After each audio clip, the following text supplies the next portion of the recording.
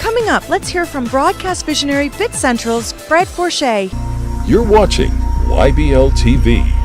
Fred, I understand you've recently announced an integration with Ross Video for automation control. How does this benefit the TV stations? First of all, we have an integration with both the Ross Overdrive system, which we've had for a couple of years now, and the Ross Overdrive enables customers to automate it's a production switcher, to automate their production playout. We also have integration with the Ross newsroom system called Inception.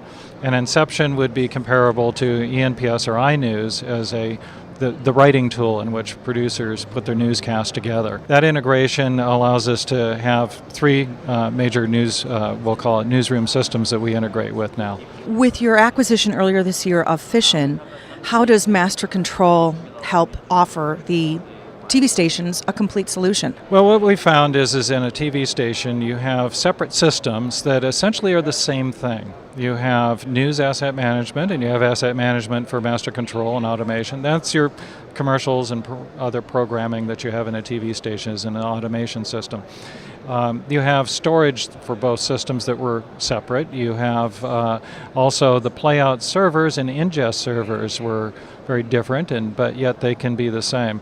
So we saw that there was an opportunity there to provide a complete solution to a TV station and start merging together some of these components that just simply don't need to be duplicated.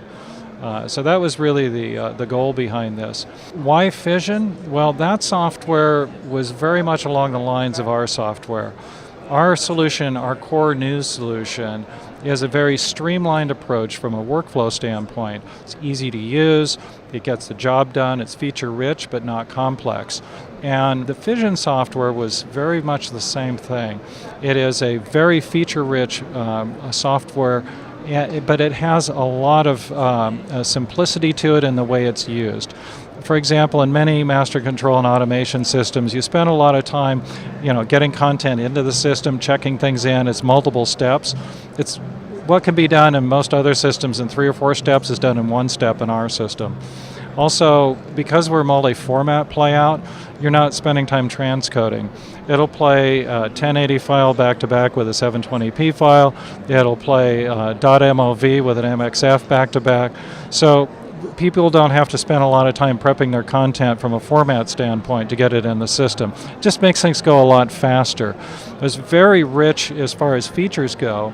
We can, for example, manage a group of stations remotely to the point that you can have nobody on site if you wanted to, and in many cases, stations running the Fission software do that today, all the way up to scaling to a very large multi-channel program origination facility. What do drones have to do with Bitcentral, and why do we see a DJI International drone in the background? Drones are a great method to capture video. Unlike any other camera, they give you an aerial view of news that you just can't get otherwise. And they do it at a cost that is substantially lower than a helicopter or other ways. We look at drones as another camera and another source of video. So whether it's a live pack or a drone or a JVC camera or a Panasonic camera, we look at that as a source of video that needs to move into a workflow.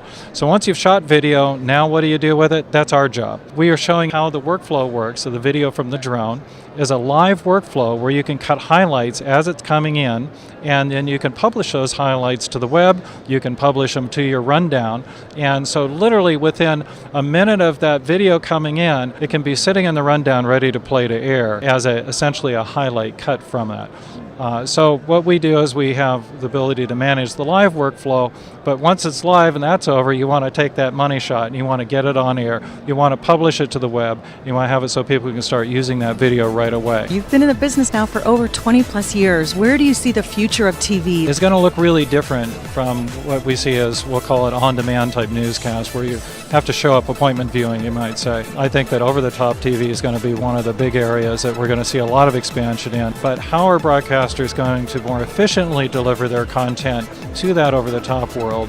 I think there's a couple advantages to it. One of them is the viewers get what they want when they want it, but also from the advertiser's perspective, they're getting the consumers they want, and they're essentially targeting their advertising instead of broadcasting their advertising.